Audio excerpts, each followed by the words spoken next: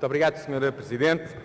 Sra. Presidente, senhores deputados, no início do debate na especialidade do Orçamento do Estado para 2012, gostaria de deixar claro perante esta Assembleia e perante os portugueses o entendimento do PSD sobre o orçamento e a forma como entendemos este debate. Para isso é preciso recordar que em maio último o governo português, na altura um governo do Partido Socialista, assinou um programa de assistência económica e financeira com a chamada Troika Internacional, composta pelo Banco Central Europeu, Comissão Europeia e Fundo Monetário Internacional, que visava garantir a Portugal apoio financeiro até 2013, evitando assim o incumprimento do Estado português, ditado pelas extremas dificuldades de financiamento nos mercados internacionais. Este programa foi também subscrito pelo PSD e pelo CDS-PP. Em contrapartida pelo financiamento de cerca de 78 mil milhões de euros até 2013, o acordo assinado inclui o cumprimento de vários objetivos e metas qualitativas e quantitativas ao longo dos próximos 3 anos. De entre os objetivos qualitativos, permitam-me destacar, senhores deputados, a realização das reformas estruturais em diversos campos e domínios que se destinam a aumentar a competitividade da economia portuguesa e o seu potencial de crescimento. De entre as metas quantitativas, destacam-se, naturalmente, os limites impostos ao endividamento público, que não poderá ultrapassar, em termos de déficit, 5,9% do PIB em 2011, 4,5% em 2012 e 3% em 2013.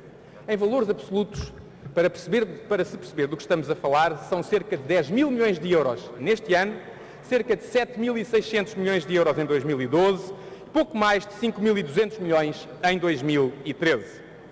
Se estas metas já eram extremamente exigentes e iriam obrigar a um enorme rigor para serem cumpridas, a derrapagem orçamental de 2011, de cerca de 2 pontos percentuais do PIB, ou cerca de 3.400 milhões de euros, vieram tornar o seu cumprimento ainda mais difícil.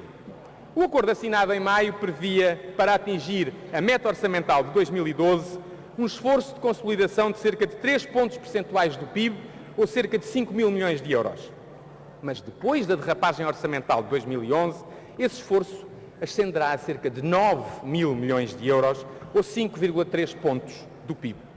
Um esforço que, como consta explicitamente do memorando de entendimento original, bem como da sua versão revista em setembro, deve ser realizado com uma contribuição mínima de 2/3 do lado da despesa e uma contribuição máxima de 1/3 do lado da receita. O orçamento para 2012 cumpre este objetivo com um esforço de 68% do lado da despesa, 32% do lado da receita.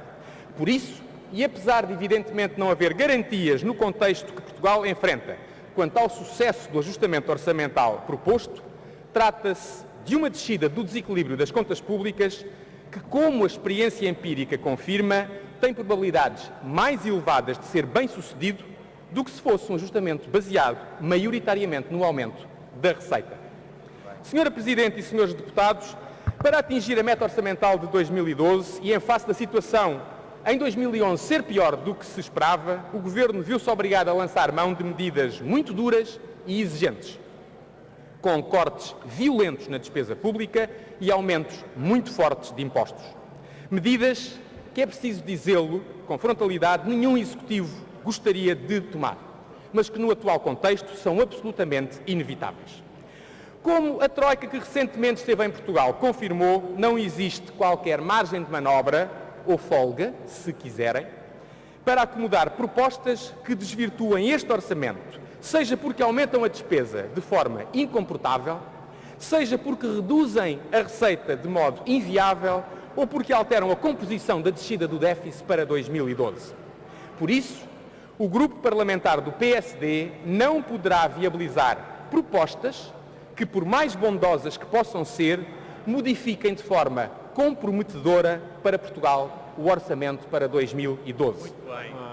Refiro-me, em particular, a propostas apresentadas pelo Partido Socialista, que, aliás, aproveito para saudar pela posição construtiva que assumiu em relação a este orçamento, abstendo-se incondicionalmente, o que é sem dúvida positivo, quer em termos internos, quer para a imagem externa de Portugal.